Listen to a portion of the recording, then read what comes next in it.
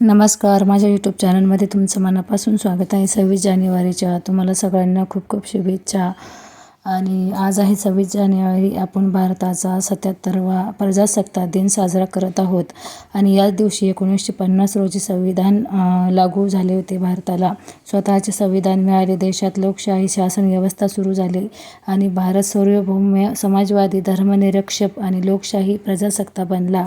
तुम्हाला 26 जानेवारीच्या खूप खूप शुभेच्छा.